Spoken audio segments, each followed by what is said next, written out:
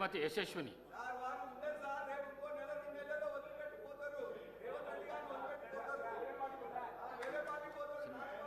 ధన్యవాదాలు అధ్యక్ష. వాళ్ళు మాట్లాడుతూ పదే పదే పార్టీ అంటున్నారు. మనము ఒక అంటే పార్టీతో సంబంధం లేదు అధ్యక్ష. ఇప్పుడు మర్యాద అనేది, సంస్కారం అనేది మనం పెద్దలకు ఎప్పుడైనా ఇస్తా ఉన్నామో అదే చిన్నప్పటి నుంచి కూడా నేర్చుకుంటున్నాము. మరి ఏం నేర్పియాలనుకుంటున్నారో మాకు అర్థం కావట్లేదు. అంటే పార్టీతో సంబంధం లేదు. ఇప్పుడు ఒక తండ్రి లాంటి వాళ్ళు కడియం శ్రీహరి గారు మా అందరికీ కూడా ఒక తండ్రి లాంటి వాళ్ళు, వయసులో పెద్దవాళ్ళు, ఎప్పటి నుంచో కూడా శాసనసభ్యులుగా ఉన్నారు. అట్లాంటి వారికి మర్యాద ఇవ్వకుండా ఎట్లా పడితే అట్లా మాట్లాడి నిన్నటి నుంచి చూస్తున్నాము. అది డిమాండ్ల మీద మాట్లాడుతుంటే, చర్చ జరుగుతుంటే, కొత్తగా సబ్జెక్ట్ ఏమైనా నేర్చుకుందామని ఇంట్రెస్టింగ్గా విందాం అనుకుంటే నూతన సభ్యులం ఎంతో మంది ఉన్నాం. సభా సమయాన్ని కూడా వృధా చేస్తున్నారు. ఎంక్వైరీ అన్నారు, పర్సనల్గా టార్గెట్ చేసి మంత్రి గారిని మాట్లాడుతున్నారు. వాళ్ళకి ఏదైనా వేరే అజెండా ఉంటే బయట చూసుకోవాలి.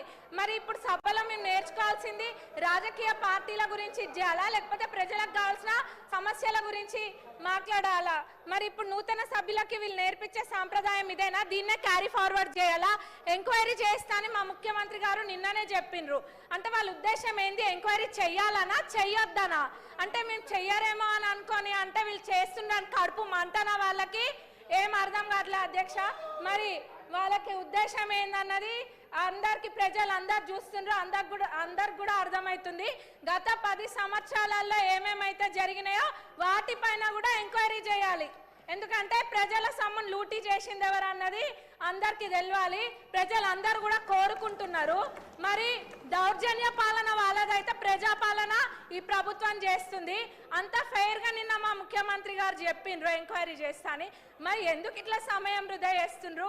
అంటే ఎవరి గురించి చర్చలు జరగద్దా? వాళ్ళ పార్టీ గురించి ఒక్కదాని గురించి చర్చ జరగాల?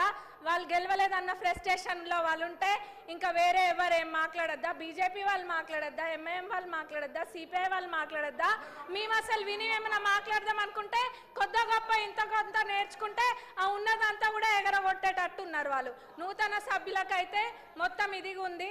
మరి వీళ్ళు ఇట్లా సభా సమయాన్ని వృధా చేయడం అస్సలు బాలేదు అధ్యక్ష. మరి ఎంక్వైరీ చేస్తాన్నాక ఇది చేయడము చిన్నపిల్లల ఆట లెక్క ఉంది. ఇదంతా కూడా ప్రజలు గమనిస్తున్నారు. ధన్యవాదాలు అధ్యక్ష. మీరు సభను ఆర్డర్లో పెట్టండి. డాక్టర్